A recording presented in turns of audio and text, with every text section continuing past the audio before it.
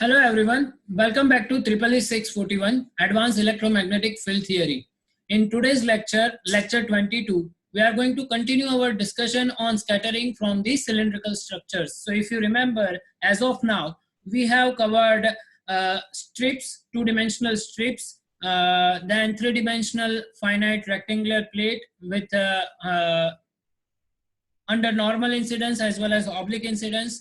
After that, we also discussed circular disk and also derive the expression for the radar cross section for circular disk.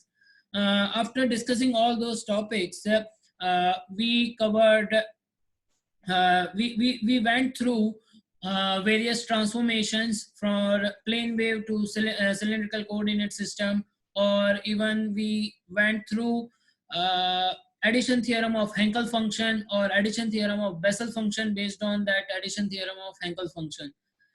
In the last lecture, if you remember, we started discussing cylindrical structures, scattering from the cylindrical structures.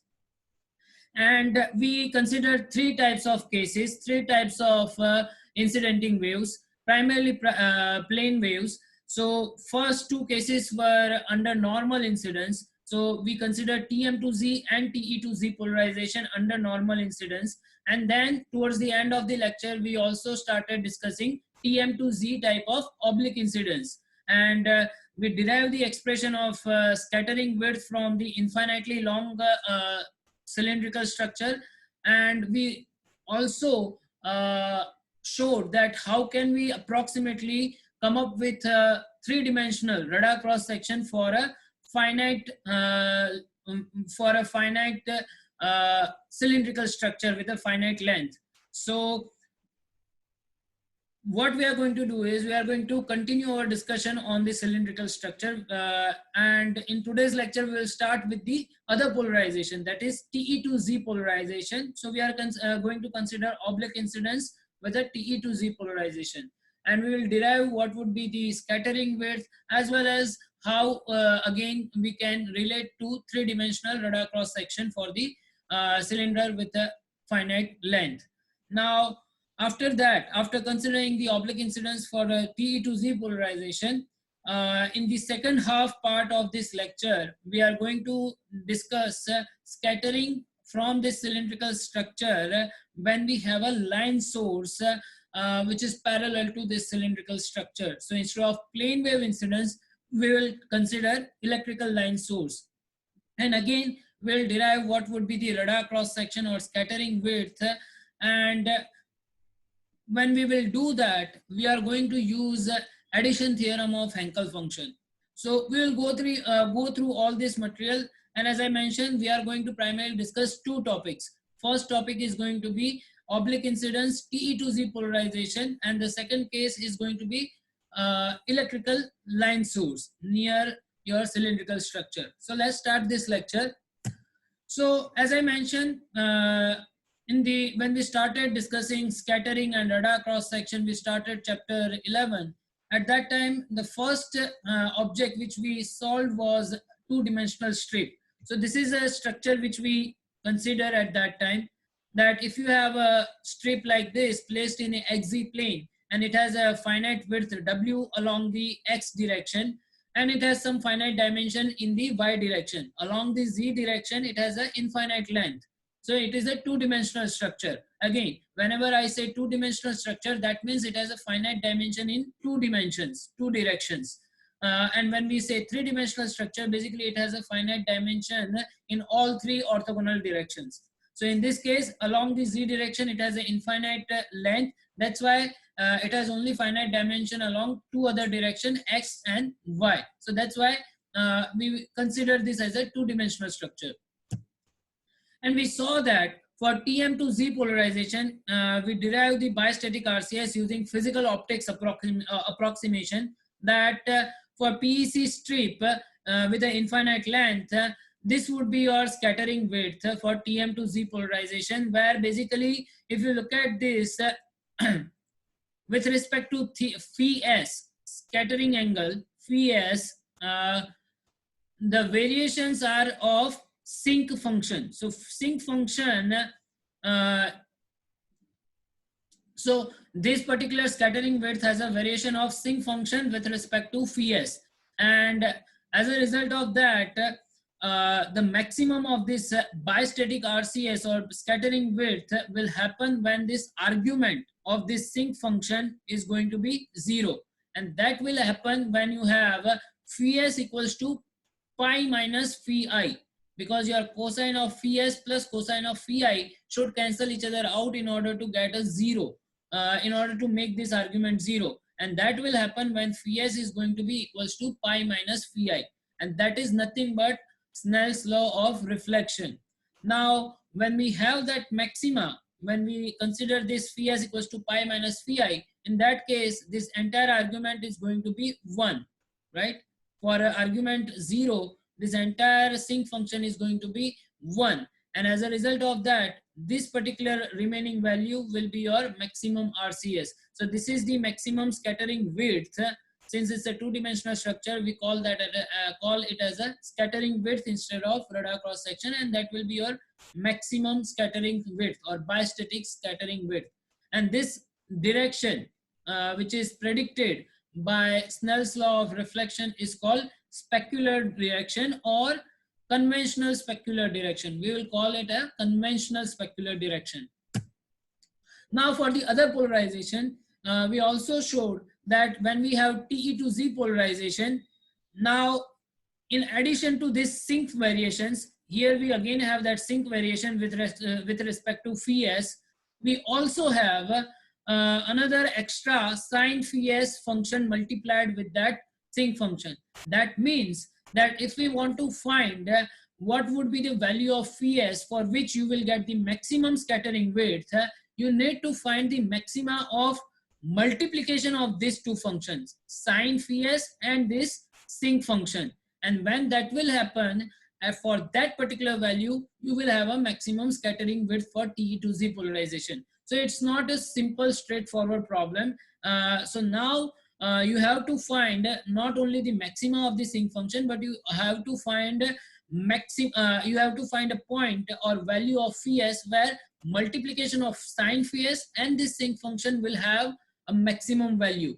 And we saw that for W much greater than lambda, okay, when you have this width of the strip which is much greater than lambda, in that case this argument beta times W, okay, this beta times W is going to be much larger, right? Because beta is nothing but, what is this beta? Beta is nothing but 2 pi by lambda, right?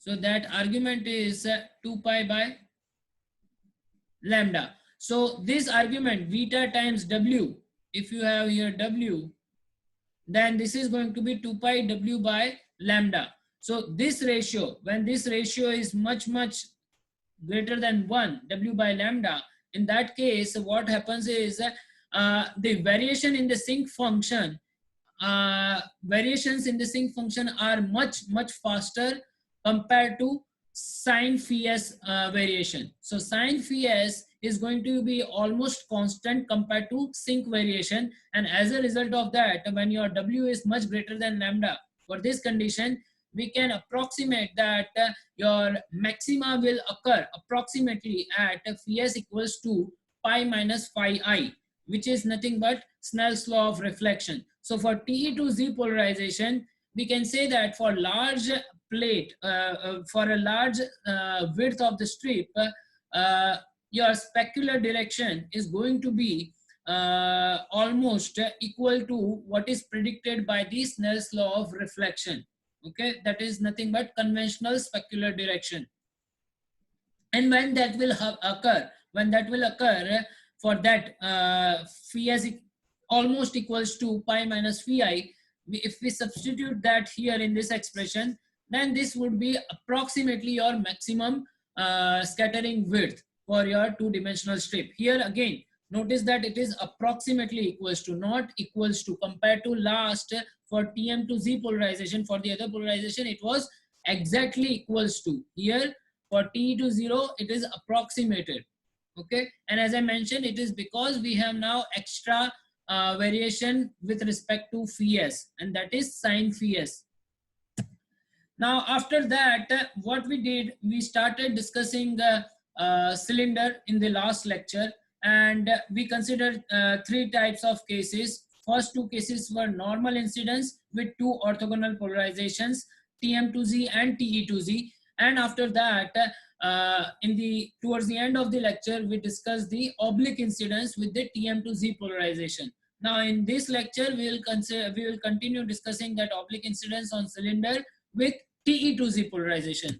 So again, if you remember that once we have a scattering width for a two-dimensional structure, if we want to find, or if we want to approximately find what would be the expected radar cross section of a same structure with a finite length instead of infinite length, let's say if we truncate that structure with some finite length, then what would be approximate RCS of that structure? We can approximately find that using this expression, where basically your electric field for three dimension is going to be approximated by electric field of two-dimensional structure times L, where L is a finite length or finite dimension of that structure, times e to the power j pi by 4 divided by square root of lambda rho, where rho is equals to r. Now, when we use this, we get this relation that your sigma 3D, that is three-dimensional radar cross section, is going to be approximately equals to scattering width of a two-dimensional structure times 2L square over lambda, 2L square over lambda, where L is nothing but your that third dimension, which was initially infinite. Now you have truncated that with finite length or finite dimension of small l. Now again, that was under the normal incidence. These relations are for the normal incidence. Okay.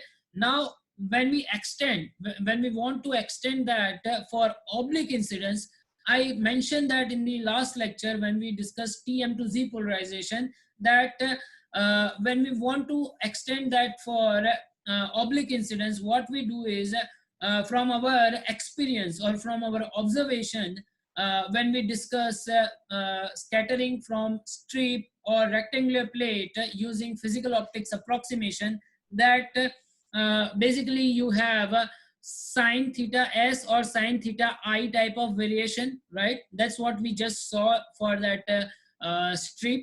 I just showed you in the few slides back, that you have that sine theta s or sine phi I variation. Here this angle is going to be theta instead of phi, just because we have changed our coordinates. So sine theta s or sine theta I, and in addition to that, you will always have something similar to sinc function. So you have this sinc function, right? So what we do is, from our observations or from our experience, for strip or rectangular plate, we simply multiply those kind of functions, sinc function and sine theta I or sine theta s type of function, to our three-dimensional radar cross section with a finite length. So this was our initial radar cross section with a finite length L under normal incidence. To incorporate the oblique incidence, in addition to that original radar cross section which is approximated, we are now additionally multiplying these two functions. Okay, and this is again approximate. Okay, you need to keep this in mind, that this is something like an approximation, which we saw when we derive expression for scattering width of your strip or radar cross section for rectangular plate using physical optics approximation. Okay, you should keep this in mind. And again, that for TM to Z polarization, it is going to be sine theta s. For TE to Z polarization, it is going to be sine theta I. Okay. Now let's start discussing TE to Z polarization. So from here, we'll start a new topic. We have already seen all these things in the last lecture till this point. So let's start the oblique incidence for TE to Z polarization. So what we are going to do, if you remember, for TM to Z polarization, we wanted to write down all our E and H components in terms of EZ component. Now here, since it's a TE to Z polarization, your EZ component is going to be 0, right? Now, what we are going to do is we are going to try to write all the components of electric field and magnetic field E and H in terms of HZ. We are going to write all the other components in terms of HZ, and we'll see that for TE to Z polarization, it will be very easy to write down the expression for HZ. So we'll start with the HZ. However, we will have to find corresponding E field components even for scattering components, so that after once we have scattered E field and incident E field, we will be able to apply some boundary condition for PEC structure, and we will get some unknown coefficients out of that. So let's start the procedure. So this is the geometry. As you can see that our cylinder is located along the Z direction. It is placed along the Z direction, and it has a finite radial distance, radial dimension of A. Now, as you can see that now here for TE to Z polarization, your E vector is going to be in XY plane. So it is going to be orthogonal or normal or transverse to your Z direction. Okay, so this will be your another way of expressing the same geometry from the other point of view, from the top side. Okay, now using that, basically your E vector is going to be in XY plane, right, for TE to Z polarization, and H vector is going to be along the Z direction. Let's see. So we want to find EI and ES, also HI and HS, all the components. We want to all these components in terms of HZ. Okay, HZ, whether it is incident or scattered. So let's start with the HI. So for HI, for TE to Z polarization, HI will have components directed in Z and X direction. So you have two components, one is in Z direction and the other one is in X direction. Okay, and also your HI is going to be along or parallel to your XZ plane. It is going to be parallel to XZ plane. So it will have some component in X direction that is given by this, and the other component will be along Z. So it is propagating along. So your plane of incidence, what I'm trying to say is your plane of incidence is going to be XZ plane. Okay, because your K vector is along X and Z direction. So it is along XZ plane. And from that, we can see that since your H component is along X and Z direction, from that what we can do is we can take this, let me go back here.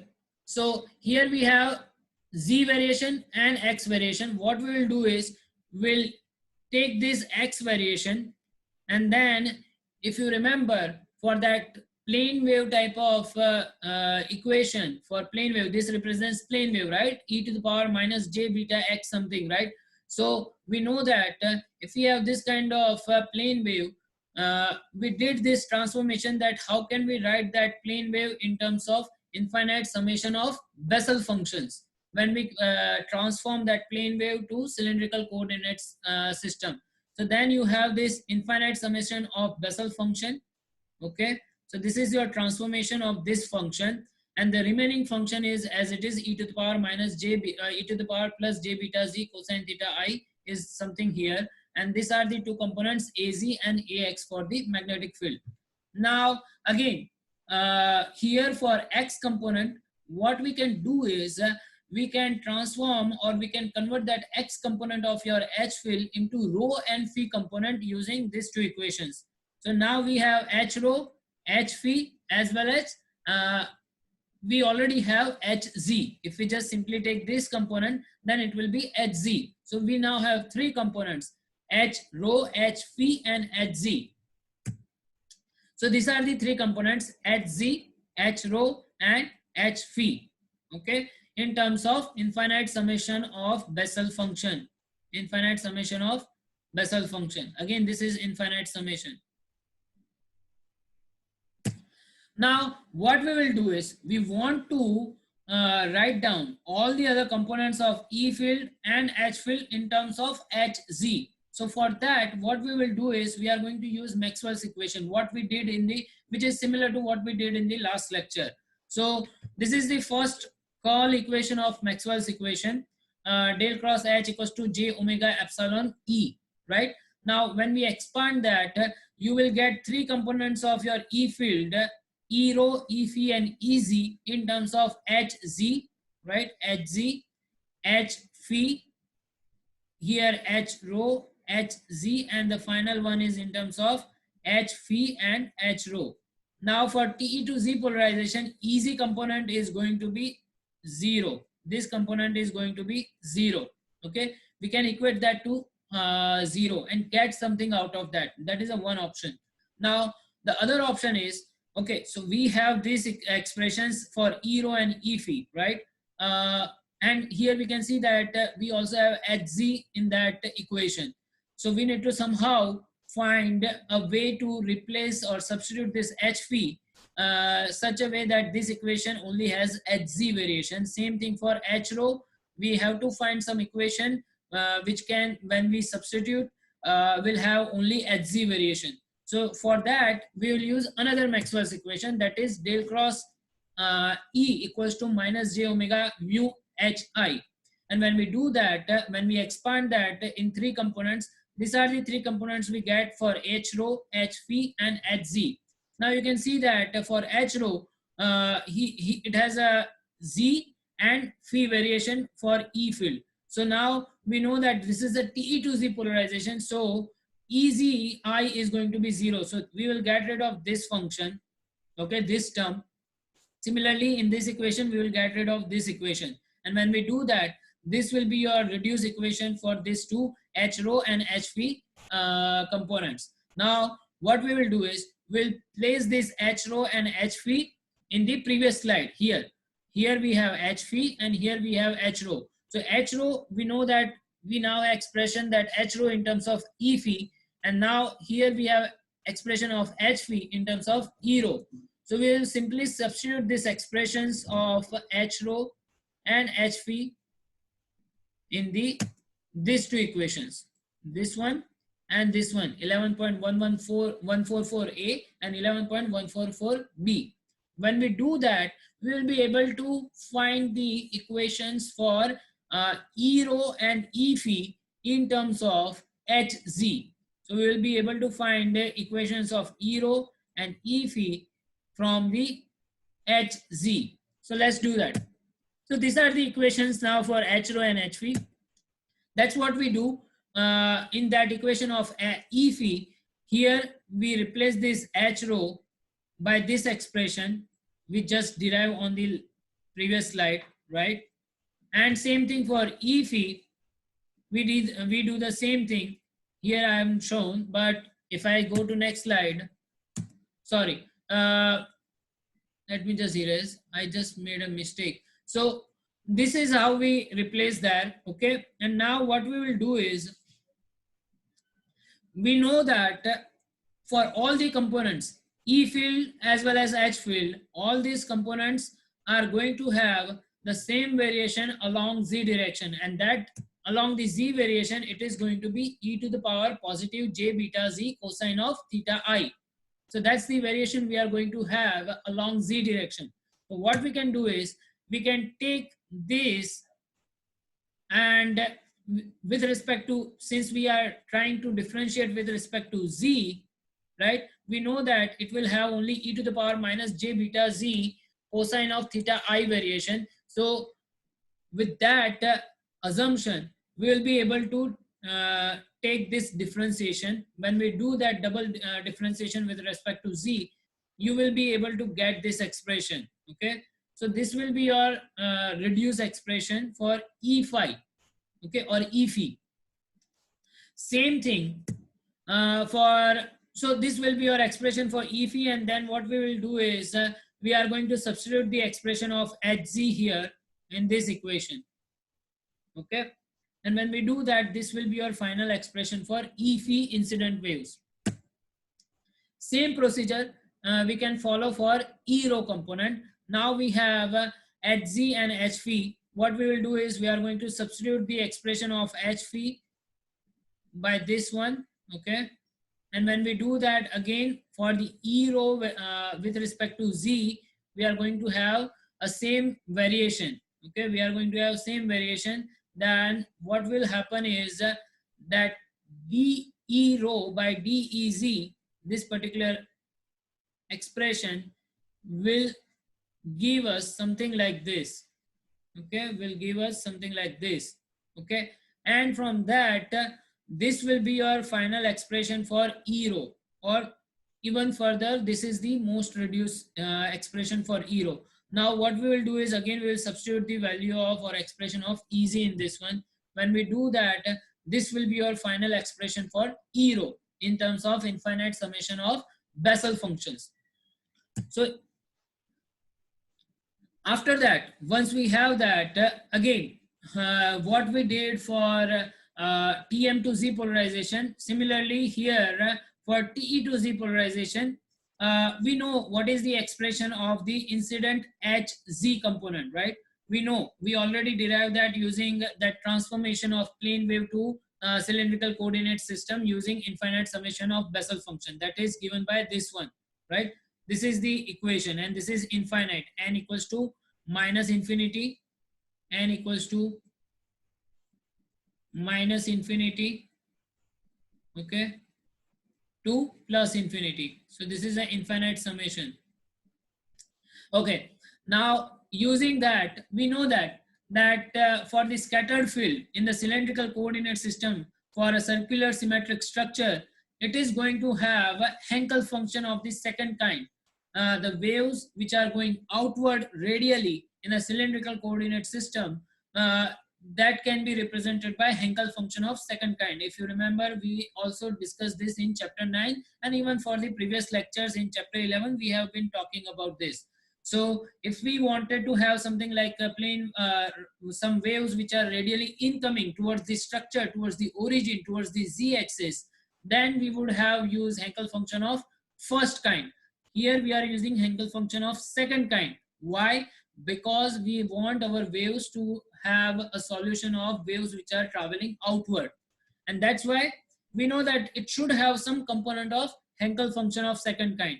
So instead of infinite summation of Bessel function, which we have derived for incident wave, now for scattered field, we are going to assume that we are going to have infinite summation of Hankel function of second kind. Now, we also know that not only Hankel function, we will also have some variations.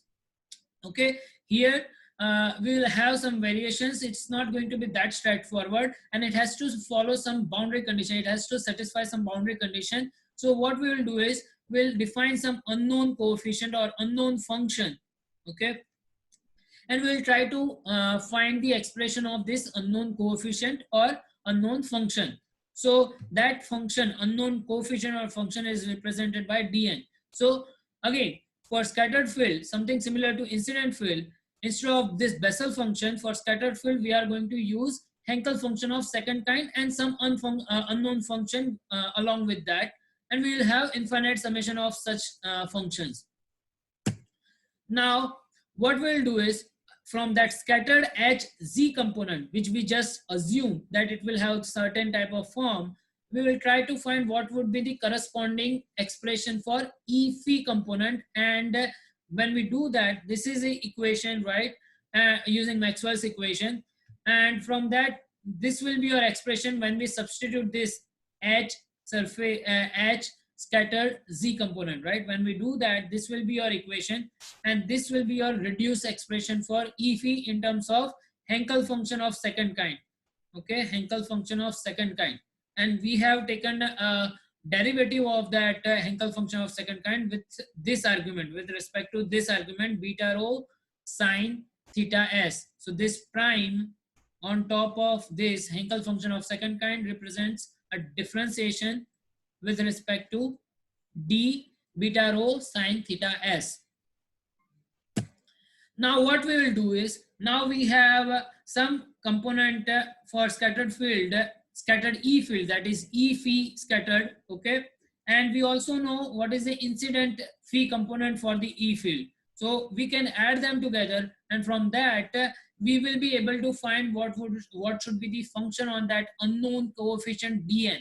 So let's do that. So we know that we are using a PEC cylinder, right? PEC cylindrical structure, perfect electric conducting structure.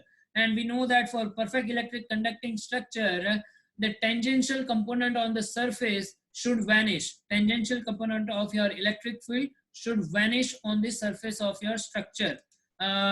So here at rho equals to A, which is nothing but your circumferential surface of your cylinder, on that surface, E phi component is basically tangential to the surface. So that E phi component should go to 0. Total E phi at rho equals to A should go to 0. So we apply that, and we know that E total is nothing but a summation, E total is nothing but a summation of EI and ES, incident electric field and scattered electric field.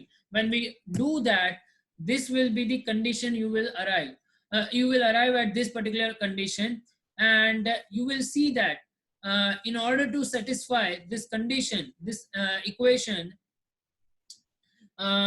basically here we have two unknowns.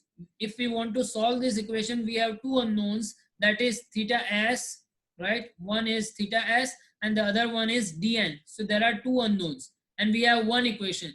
How do we solve that? So if you remember in the last lecture for TM to Z polarization, I discussed the method, or even when we covered chapter 5 and try to derive the expression of Fresnel reflection coefficients for two polarization, TE to Z or TM to Z, or in general parallel polarization and perpendicular polarization, we use this method. So whenever we have one equation with two unknowns, and if we have a complex equation, basically this is a complex equation where you have e to the power j beta z cosine theta I in one, and here also you have e to the power minus j beta z cosine theta s. So what we can do is we can use Euler's theorem, and we can decompose this complex equation into real and imaginary part, so that we will have two equations, right? Then we will have two equations, one equation which is for real component, and then the other equation from the imaginary. So now you have two equations and two unknowns.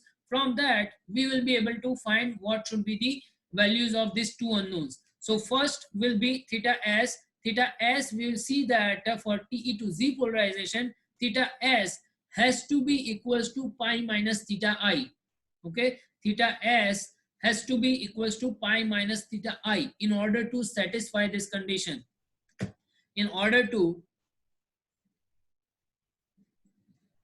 make these two expressions equal to each other, okay, this e to the power plus j beta z cosine theta I, and other one e to the power minus j beta z cosine theta s, these expressions to be equal, you have to have this condition satisfied. Theta s has to be equals to pi minus theta I, and which is nothing but Snell's law of reflection, right? And it predicts the conventional specular direction. Now, when we do this, you have to keep this in your mind that here we have considered infinitely long cylindrical structure. Okay, it is infinitely long cylindrical structure. So it has an infinite dimension, and that's why we are getting all the scattering from this infinitely long cylinder. All the scattering is going to be in the theta s equals to pi minus theta I direction. If you have a finite length, then you will not have all the scattering in single direction. Okay, here you are coming up with this condition just because we have considered, or we have assumed that our cylindrical structure has an infinite length. Also, along with that, when we solve the other equation, out of those two equations, we will come up with the expression of dn, and that is going to be this one. Okay, so we have now solved both our unknowns. We have now equations for expression for or solution for both the unknowns.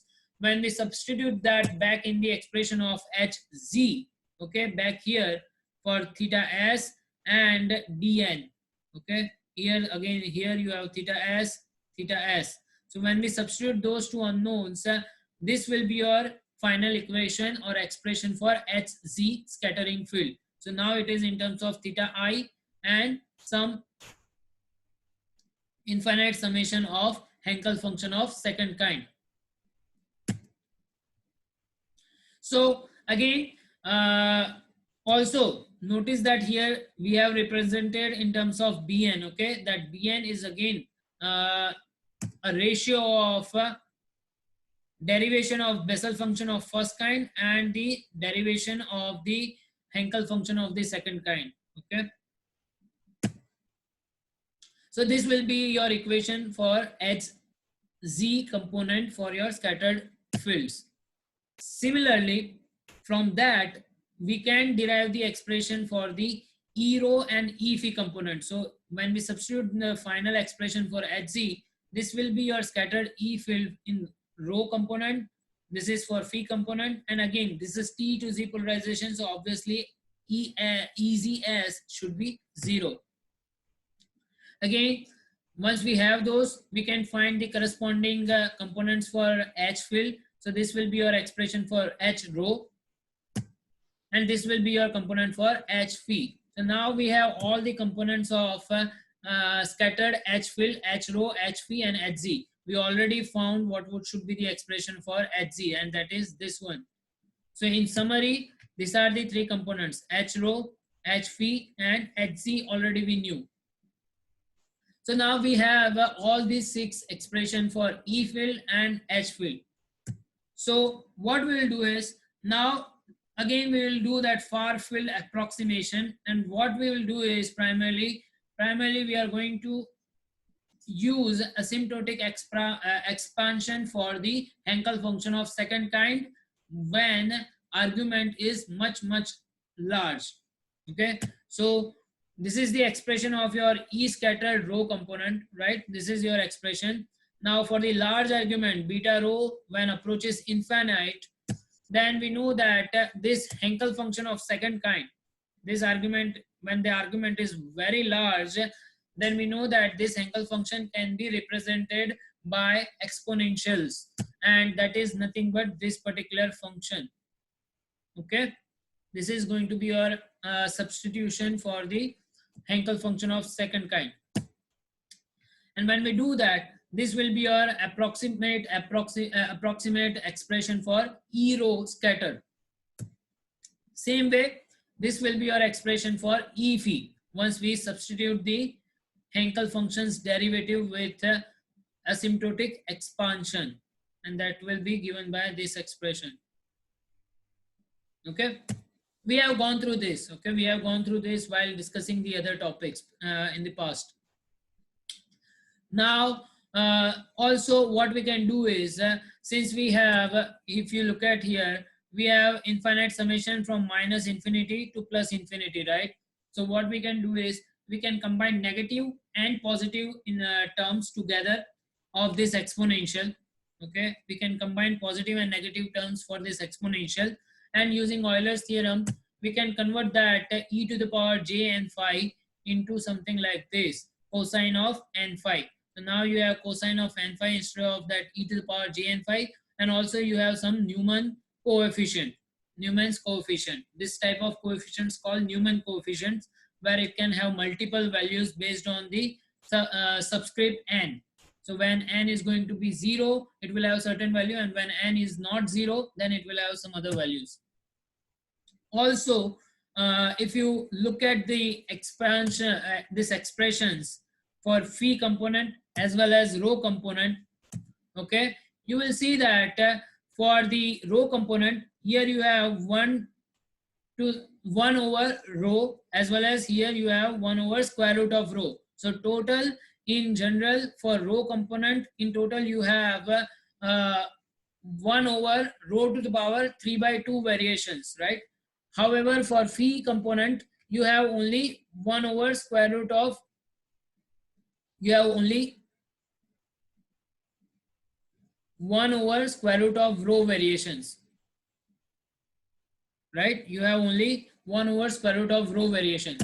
So when you have that, basically we can in the far field say that E rho is inversely proportional to rho to the power 3 by 2, whereas E phi is inversely proportional to rho to the power 1 by 2. So what we can do is, we already for T to Z polarization, EZ component is 0. So we can get rid of that. Also, in addition to that, we can approximate that for the far field, E rho component is going to be much smaller than E phi component, so that now we will only have a E phi component. This is an approximation, okay, for the far field. And we are saying that we in the far field, electric field will effectively have only phi component, and then your total E field can be given by this expression in the far field. Now, using that definition, we can find what should be the scattering width of your cylindrical structure. So that is basically what we are going to do is, we are going to substitute that E total scattered field and take a magnitude of that. That is by taking a magnitude of this equation. Okay. When we do that, this expression is going to be e to the power something j is going to be 1. So remaining will be this terms, and when we use that, this will be your expression for the scattering width. Okay, this will be your expression for the scattering width. So this is your expression for the scattering width for TE to Z oblique incidence for a cylindrical structure with an infinitely long cylindrical structure. Again, as I mentioned, that this is the Newman coefficient, and that Newman coefficient is given by this, that epsilon n equals to 1 when n is 0, and epsilon n equals to 2 when n is not 0, when it is non-zero. And also Bn is given by this ratio of Bessel and Henkel functions. Again, for a small radius, when a cylinder, when we consider a cylinder with a small radius, if you remember, even in the last lecture, we considered this kind of case. When we have A, which is much smaller than lambda, then this would be your scattering width. Okay, we can do that. You can go through this reduction of equation. It is straightforward. And again, as I just showed you toward in the beginning of the lecture, that once we have the two-dimensional scattering width, let's say if we have some finite length along z direction for a cylinder, then we can find approximately what should be the expression of three-dimensional radar cross section from two-dimensional scattering width, and that we can find using this approximate equation from our earlier observations from two-dimensional strip or three-dimensional finite rectangular plate. We observe that you should have some kind of sign variation. Also, you should have some kind of sync variation. And that's what we do. We add these additional terms. We multiply them with your original radar cross section under normal incidence, and we approximate what should be your radar cross section under oblique incidence. So when we do that, this will be your expression. Again, here we use that Newman coefficients. Okay, so your summations are from n equals to 0 to positive infinity. And once again, we can do that A much smaller than lambda approximation for small radii when we have a cylindrical structure with a small radius, something like a wire, then this will be your three-dimensional radar cross section for such structures. Now, that was the first half of this lecture. Now, in the second half of this lecture, what we are going to do is, instead of now plane wave, so as of now, we have considered plane wave under normal incidence as well as under oblique incidence. And we covered two types of polarization, TE to Z, TM to Z. Under normal incidence, TE to Z, TM to Z under oblique incidence. Now, instead of plane waves, let's say that if we have a line source, electrical line source, nearby our cylindrical structure, then what would be the scattering from your cylindrical structure? So let's say if you have some dipole antenna which is placed very close to your cylindrical ground plane or something like that. If you want to find some approximate solution of what would be scattering from such cases or such problem, then it will this topic will be very helpful in finding or gaining the physical insight about such problems. So let's start this topic. So here first we are going to consider electrical line source. So here, as you can see that this is our electrical line source carrying IS electrical current, and it is located at rho prime radial distance from the origin of your coordinate system, that is from the z axis. Okay, and our cylindrical structure has a radial dimension of a. Okay, so with this, and also along the phi direction, the line source is placed at phi equals to phi prime. Okay, phi equals to phi prime. So basically, prime coordinates in this problem is representing the location and direction of the line source, whereas unprime coordinates or unprime coordinates basically represents the direction and the location of your observation point. Okay, you should keep these things in mind. Now here what we are going to do is we are going to use addition theorem of Hankel function. Okay, addition theorem of Hankel function, and we derive that I think in the lecture 20. I think most probably we derived that in lecture 20 or lecture 19, and we saw that if you have a Hankel function of second kind with a displaced argument, which we are going to have in this case, in such scenario, what you can do is basically you can divide your region, you can divide your observation region in two parts, region 1 and region 2, and you can have two different expressions for those two regions in terms of infinite summation of Bessel and the Hankel functions. So that's what we are going to see here. So this is again your geometry, where you have a line source located at rho prime distance, radial distance from your z axis, and phi prime angular direction displaced in the phi direction. Okay, so basically prime coordinates again represents the location and direction of your line source, and unprime coordinates, that is nothing but this rho and phi represents the direction and location of your observation point. So now here this is your observation region. Okay, now what we can do is we can divide this observation region into two parts, and that is let me just draw here. So whenever this rho is observation point is much smaller than rho prime, okay, then you can create a kind of cylinder along the z axis, right? You can create this kind of cylinder along the z axis, and that is inside this cylinder, basically this is your region 1, where rho is much smaller than rho prime inside this region, and in this entire region, inside this region, right, rho is smaller than rho prime, and that will be your region 1. Now outside this cylindrical structure or cylindrical boundary here, this will be your region 2.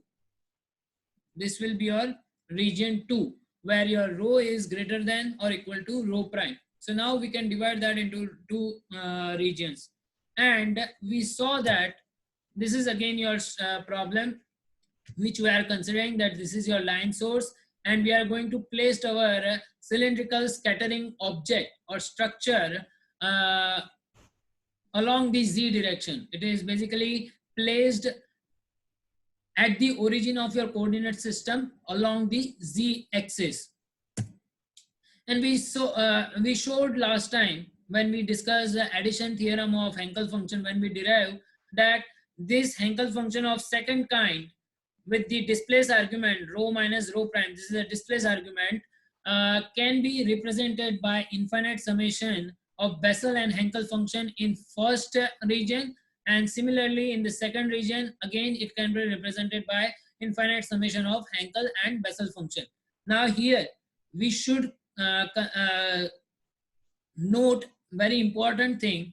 Let me just use highlighter, that here our observation point is basically defined by rho unprime coordinates, right? Rho, and here basically that is this particular function. So in the region 1, when rho is smaller than rho prime inside that virtual cylindrical boundary inside region 1, your variations are going to be something like a Bessel function, like your waves are bouncing back and forth, like there are some waves which are incoming and there are some waves which are outgoing, and that's why you have some kind of Bessel function variation in region 1. Now in the region 2, you will have a Hankel function of second kind, as if you have only and only waves which are going outward. Okay, so don't get confused by this additional Hankel function and additional Bessel function. So this Hankel function of second kind is constant. Once you have this rho prime value defined, that your location and direction of your line source is well defined, then this term is constant. Same thing for this term in region 2. This is a constant term. Okay, it's not a function, it's a constant term once you have well defined rho prime. So in the region 1, you have a Bessel function as a variation, and in the second region, region 2, you have a Hankel function of second kind. Now some of the students were confused when we derived the addition theory of Hankel function when we derived it last time. So I just want to clarify that how do we come up with these functions, Bessel function and Hankel functions. How do we come up with that Hankel function in the second region, and how do we come up with Bessel function in the region 1? So for that, let me pull out one view graph. Okay, let me go to the other view graph. So let me just go back. Okay, let me go back. So this is what we are considering, right? This is the geometry. So now here on the origin we have a cylinder right now, and this is our line source displaced along a radial distance of rho prime. Okay, so this is your line source. Let me just clear this screen.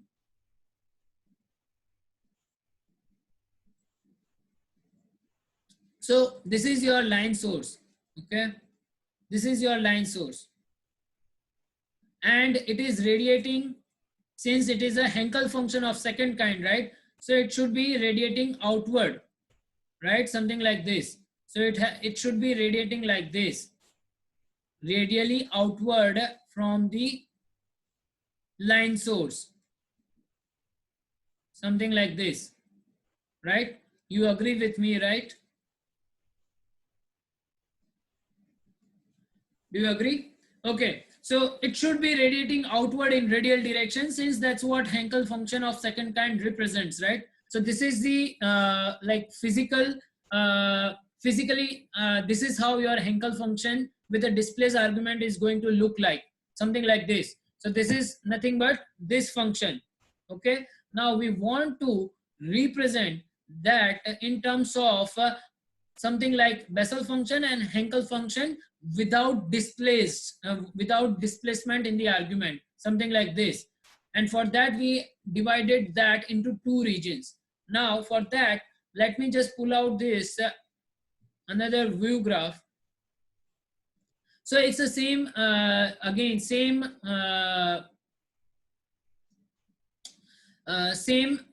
geometry, same problem. Here you can see that basically you have this line source here.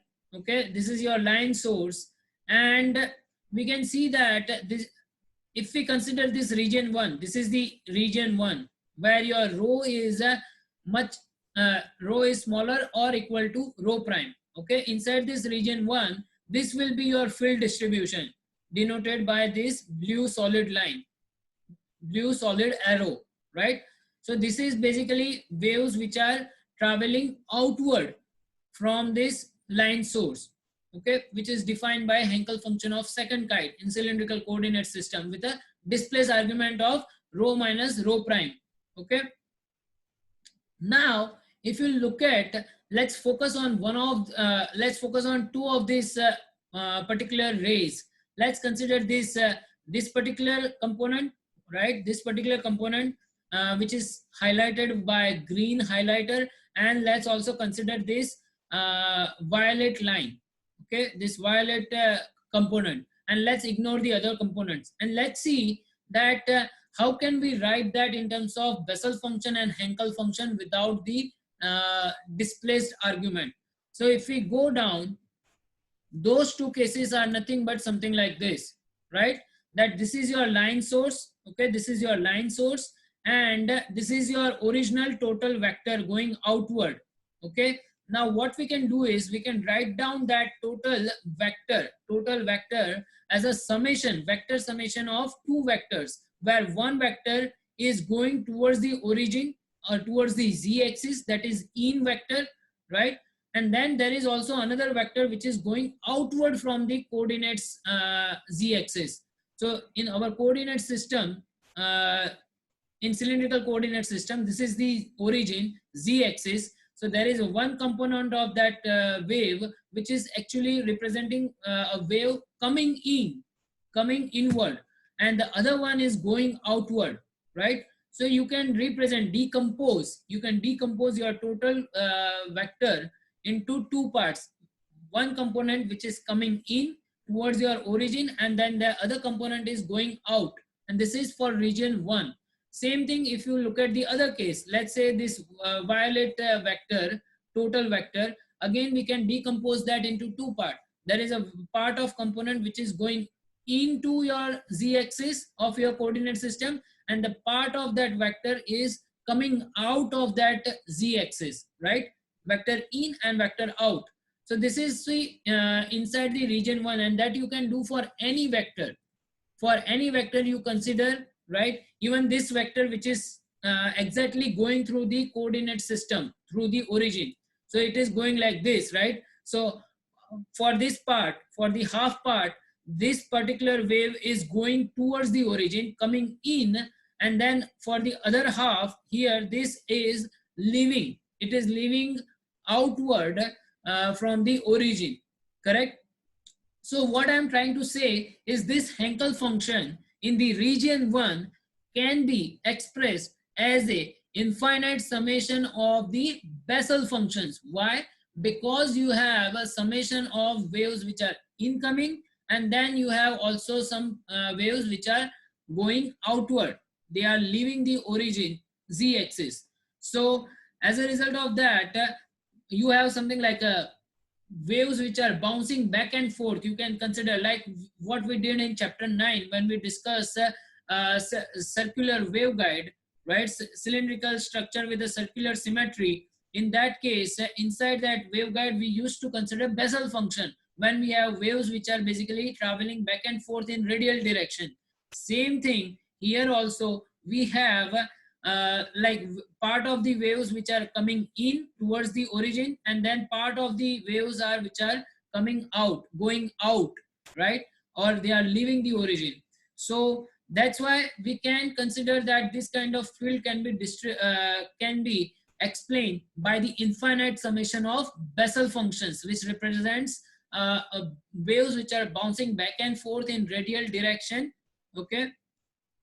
So let me go back to our original lecture slides. So this is what we are discussing, right? That inside region 1, this is your region 1, right? Where you will have a Bessel function, an infinite number of Bessel functions, right? Infinite number of Bessel functions we will require. And why do we require Bessel function? I just explained that inside the region 1, basically part of the waves are coming in and part of the waves are going out. And as a result of that, basically you can say that waves are going in and going out, coming in and going out. So it's like bouncing back and forth in radial direction, and that is being represented mathematically by Bessel function. So that's why you have Bessel function here. Now similarly, let's say if we consider this second region, okay, if we consider this second region, let me go back to that view graph. So this is the case we are considering, right? And now if we consider this wave continues after in the second region, okay, then it is leaving the coordinate system, right? It is going out. Same thing for this component, it is going out. This is also going out. This is also going out from the origin. All these components are basically going outward, right? So that's why we can say that you have waves which are going outward, and that's why we can represent this kind of wave propagation as an infinite summation of Hankel functions. And that's why if we go back to our original slides, in the region 2, in this region 2, you have Hankel variation, Hankel function of second kind, okay, Hankel function of second kind, and you have infinite number of those functions. So you are using that kind of Hankel function of second kind, and you are using such infinite Hankel functions. So that's how, that is the physical interpretation of how can we write the expression of this Hankel function of second kind, which represents the radiation from your line source. It represents the radiation from your line source, which is displaced by some rho minus rho prime. Okay, that is basically in radial direction. It is located at rho prime distance, right? So for that kind of line source, you represent it by Hankel function of second kind with the displace argument, and then for observation region, you can divide that, or you can create two regions where rho is smaller than or equal to rho prime. That is region 1, where waves are bouncing and back and forth type of distribution. So you use infinite summation of Bessel function in that region. And for the second region, where rho is greater than or equal to rho prime, where basically your waves are leaving outward in the radial direction from your z-axis, you use Hankel function of second kind. Okay, that is this particular equation. Okay, so I hope this is now clear. Okay, so what we do is we use that Hankel function of second kind. Let me just clear out this slide. So that's what we use, this Hankel function of second kind with the displace argument, and then we use this, and this theorem is nothing but this is nothing but the addition theorem of Hankel function, and we derive that. I just wanted to give you the physical insight to clarify if there is some kind of confusion about how can we come up with this kind of functions. Okay, now you can again go back to lecture 19 or 20 and go through what are the mathematical steps we use to derive the expression of the final expression which we have here. How did we come up with this final expressions for these two regions? Okay, but that is the starting point. That is the starting point for region 1. We assume that it will have infinite number of Bessel function. For region 2, it will have infinite number of Hankel function of second kind. Okay, from that we know that our line source is given by this particular electric field radiated by your line source will have EZ component, and that EZ component is given by this expression. And again we substitute the definition of that Hankel function of second kind here. So you have two expressions for your EZ incident waves, okay, from the line source for two regions, region 1 and region 2. And again for TM to Z polarization, again, as I just showed you, this will be your expression EZ. And from that, what we just did for the plane wave incidence, the same way we can say that for scattered E field, instead of such Hankel functions and Bessel functions in two different regions, for scattered field, we can simply say that you will have Hankel function of second kind, right? You will simply say that you will have infinite number of Hankel function of second kind, right? Why? Because all your waves which are going to be scattered from this structure are going to be going outward. They are going to they are going to be leaving this structure outward in the radial direction. Correct? And that's why basically you can represent that as an infinite summation of Hankel function of second kind. Okay, we know that there should be infinite number of Hankel functions of second kind. However, something similar to what we did in the plane wave incidence case, that along with that there has to be some unknown coefficient and unknown function such that we should be able to satisfy the boundary conditions. Okay, so we have to satisfy boundary condition along this surface of the cylinder. Along this surface of this cylinder at rho equals to a, your tangential component of your E field, total E field, should vanish, should go to 0, because it's a perfectly electric conducting surface. And that's why this is your scattered E field. Okay, we assume that, and we also know this is your incident E field, right? From that, what we will do is we'll apply that boundary condition that at rho equals to a on the surface, circumferential surface of your cylinder, that tangential component of your E field, total E field, should go to 0. Now here Z is again tangential to the surface, right? So that EZ should go to 0. So we will add incident EZ component and scattered EZ component to each other and equate it to 0. Okay, we will equate that to 0. When we do that, this will be your equation, and from this we will be able to find the unknown coefficient Cn. When we do that, this is your expression for the unknown coefficient Cn. When we substitute that back in the scattering EZ component, this will be your final expression for EZ. Again, rho and phi component will be 0, okay, and your EZ component will be given by these two expressions for region 1 and region 2. Okay, so here major difference is for region 1. Okay, this is for region 1 where rho is smaller than rho prime. Okay, this is your first region where basically you will have Bessel function type of distribution for the incident wave from the line source. For the second region, now second region will have Hankel function of second kind type of distribution, right, for your incident waves instead of Bessel function. Okay, that will be your major difference. And similarly, from Maxwell's equation, again we can find corresponding H field. So this is going to be your H rho component. Again, for two different regions, you will have two different expressions. And this will be your H phi component. Again, Hz is going to be 0 because it's kind of TM to Z polarization for electrical line source. Okay, placed along Z direction. Now, once we find this H field, okay, H field, tangential component, that is nothing but phi, and then normal component, that is radial from the surface of your cylinder, circumferential surface, that is H rho. From that we can find what would be the surface current density on the cylindrical structure.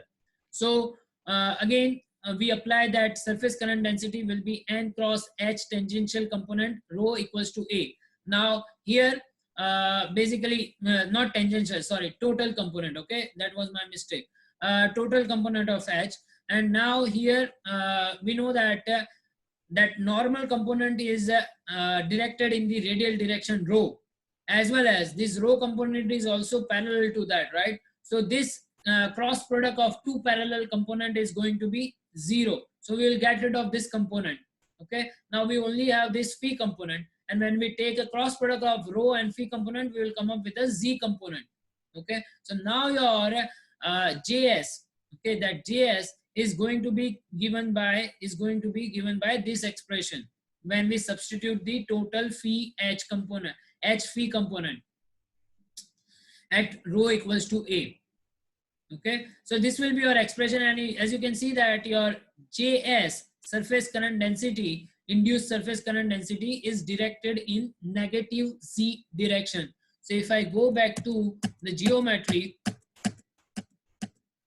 this will be the direction in which the surface current density will be induced, in the negative Z direction. Okay, negative z direction.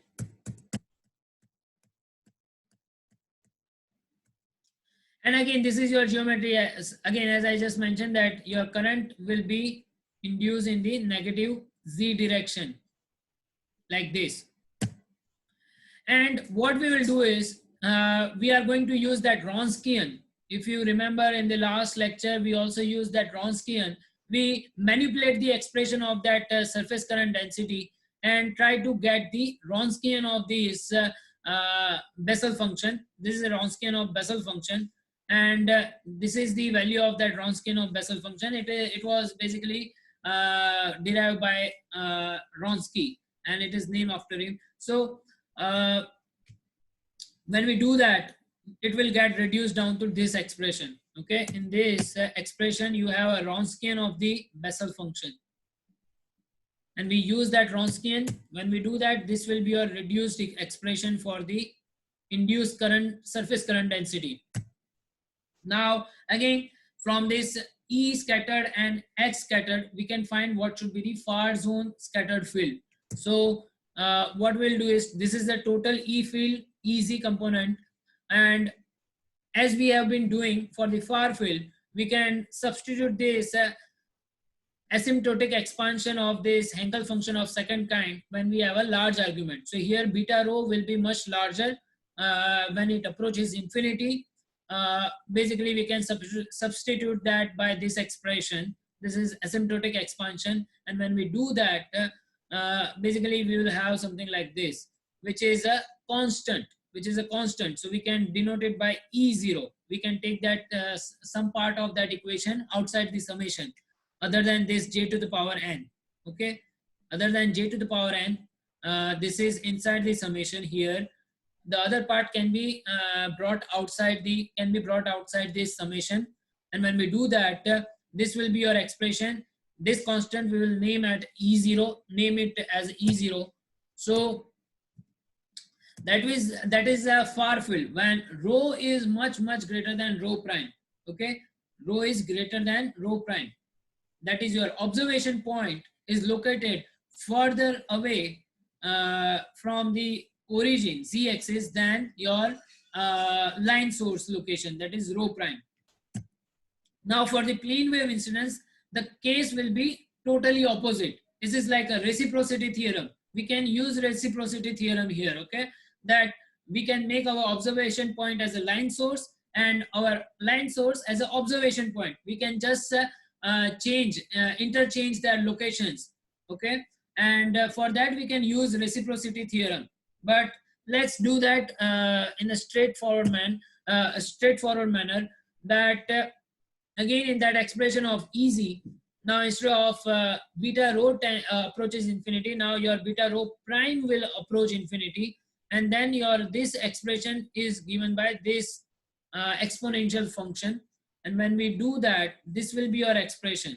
Okay, this will be your expression. And again, you can take part of that outside the summation and can call it a E0 outside the summation. So it is like a plane wave. This is something like a plane wave. So when you have a rho prime much greater than rho, basically you are moving your line source in the far field. Okay, then that fields radiated by that line source will act like a plane wave incidence on your cylinder. So this will be your total EZ component. Okay, EZ component.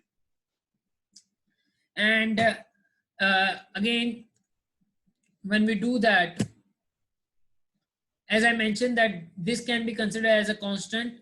Okay, when we do that, this is like expression for your total EZ component, and it is something similar to plane wave incidence.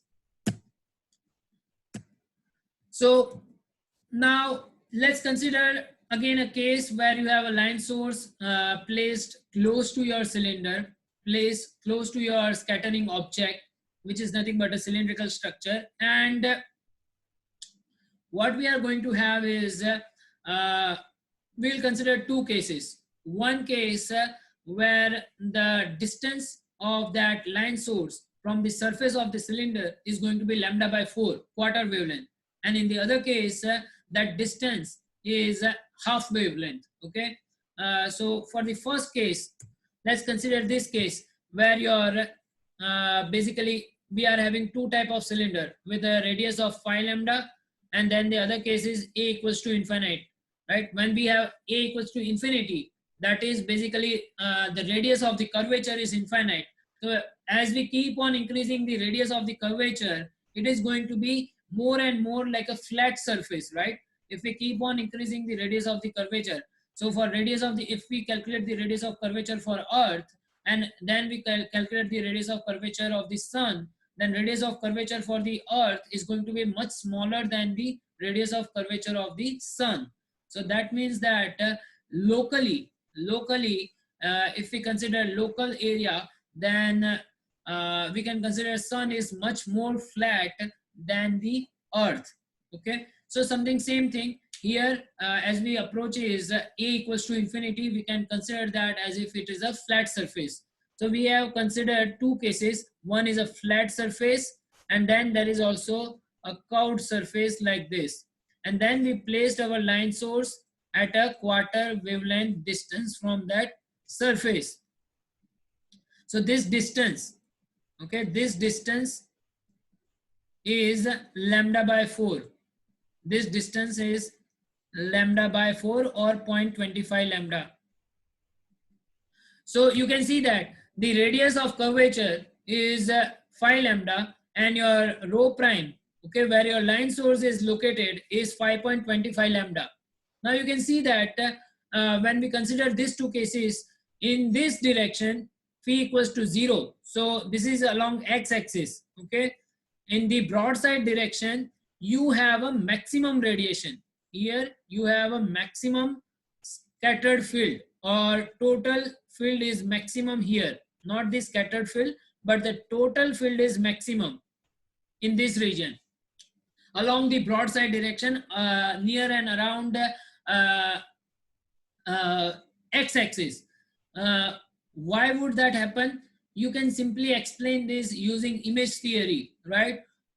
Because here the direct waves are traveling in this direction, right? And now there are some waves which are basically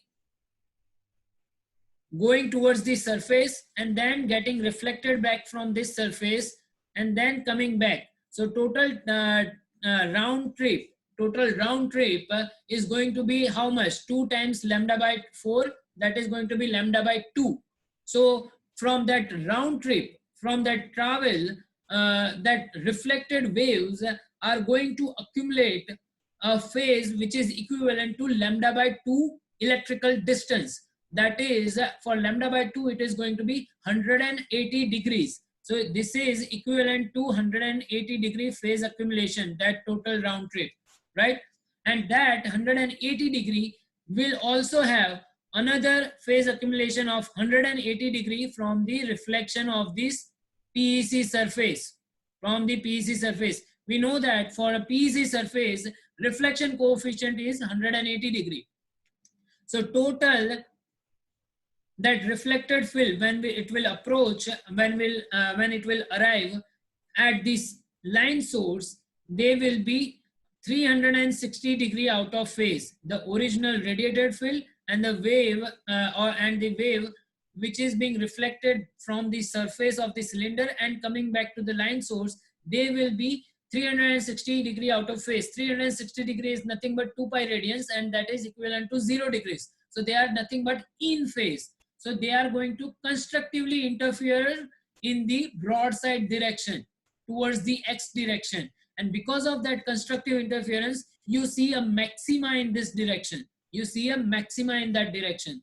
Now, when we consider the other case, okay, in the other case, you can see that when we have 5.5 lambda distance, that is 0.5 lambda from the surface of the cylinder, okay, that is half wavelength. 0.5 lambda, half wavelength. So round trip would be 2 times 0.5, that is total wavelength, one complete wavelength. So that is lambda, and that one wavelength is equivalent to 360 phase accumulation. Now 360 phase accumulation is from the round trip, simply from the travel of these reflected waves. Now, other than that, there is additional 180-degree phase difference from the reflection coefficient of the PEC surface. As a result of that, total phase accumulation in this case will be 180 plus 360, that is nothing but 540, right? That is nothing but 540 degrees. So which is equivalent to 180 degree. So basically you have a phase difference of 3 pi, which is equivalent to pi radians, and as a result of that, your originally radiated field from this line source, that is this one, okay, and the waves which are basically traveling back and forth, getting reflected from the surface of the cylinder, they will be 180-degree out of phase. They will create a destructive interference in the broadside direction. Along the x direction, they will create a destructive interference, and that's why you see a kind of null, okay, very low intensity or very low magnitude for your scattered E field or total E field, okay, total E field. So here basically it's a total E field. You add your scattered field and your incident field, and what happens is there is a destructive interference between your incident field and scattered field in the far field along the x-axis. As a result of that, you create a null. Now again, if you notice, when you have A equals to infinity, that is like a flat surface, okay, when you have a flat surface instead of a cylindrical structure, you get a proper null. If you look at this dashed line, you get a proper null in that direction. And for A equals to phi lambda, you don't get a proper null, and that is because it is not a flat surface, okay. Again, that Fresnel reflection coefficient is again defined, that 180-degree phase from PEC surface is defined when we have infinitely large surface, flat infinitely large surface. That's how we define Fresnel reflection coefficients for parallel and perpendicular polarization, right? So you should keep that in your mind. And that's why here you can see that towards the broadside direction, when you have a cylindrical structure, you will not have a proper cancellation between your incident and scattered field. There are multiple ways of explaining this, okay? There are multiple ways of explaining this. Another thing you can also consider, the reason is here, if you look at this distance, right? This distance is not properly lambda by 4 or lambda by 2, right? It's not lambda by 2. It may be slightly more than lambda by 2. And so there are multiple reasons why you don't have a proper null in this direction for a equals to phi lambda. Also, if you look at this region towards the back side, okay, behind the cylinder, you don't have any ripples. And the reason why you don't have those ripples, ideally, if you do a full wave simulation, you will see some kind of ripples on the backside, and that basically those ripples in the backside direction or towards the shadow region is basically due to diffracted fields. Here we haven't considered diffracted fields at all. So in order to incorporate for the diffracted fields in the shadow region, to have these ripples here, something like this in the pattern, okay, in the backside, you have to incorporate diffraction fields and for diffraction coefficient. And that's what we do in GTD and PTD. So here you can see that basically in this shadow region, now we have changed our geometry. Now your line source is somewhere here, okay, on the left hand side instead of right hand side. So here this is your shadow region, this one, and you can see that this green solid line and red solid lines are nothing but representing something called creeping waves.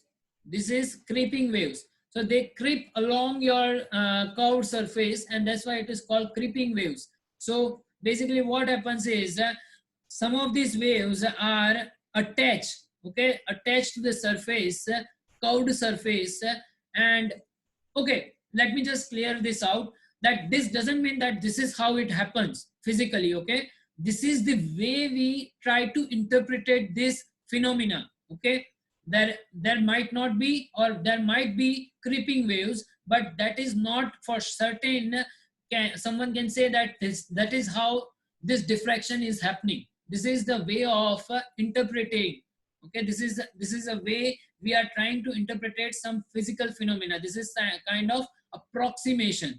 These are the high frequency asymptotic methods. This physical optics, physical theory of diffraction, geometrical optics, geometrical theory of diffraction, all these are high frequency asymptotic methods. Okay, so these are asymptotic methods, approximate methods. So this is the way of explaining some complex problem.